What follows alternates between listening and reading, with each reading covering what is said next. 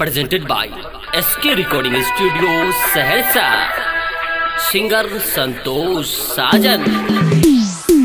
सबके नजर से छुप के रहे छे, कखनो दरभंगा कखनो पटना घूमे छे।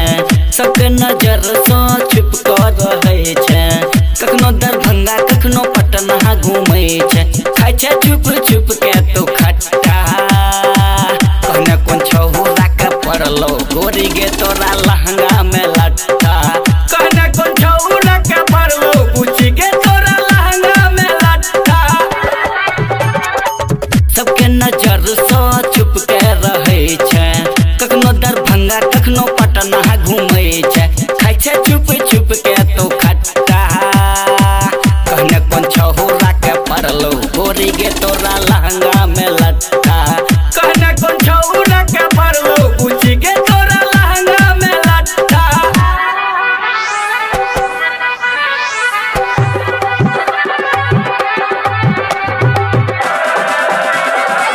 कहने कौन छौरा के पड़लो पूछी गे तोरा लहंगा में लट्ठा, लहंगा में लट्ठा, लहंगा में लट्ठा। यूपी बिहार में चर्चा छो तोहर, यार के बुझी खूब खर्चा छो बढ़ल। यूपी बिहार में चर्चा छो तोहर, यार के बुझी तोहर खर्चा छो बढ़ल, खर्चा छो बढ़ल, खर्चा छो बढ़ल। यूपी बिहार में चर्चा छो तोहर, यार के बुझी खूब खर्चा छो बढ़ल। चिकनी चमेली तोहर बोली छो तीखा, जिला जवार तोरा आगू छो फीका। लल्ही कभी दुर्खा में पर्दा, कहने कौन छौरा के पड़लो पूछी गे तोरा लहंगा में लट्ठा।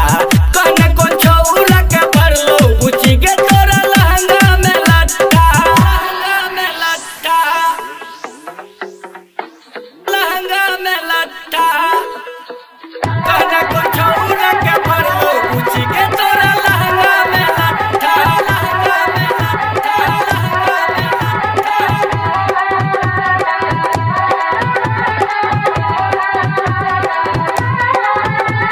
presented by SK Recording Studio Saharsa, singer Santosh Sajan. रत बिरत कोको कोला पिए छे, चढ़ल जवानी फूल कोका लगे छे।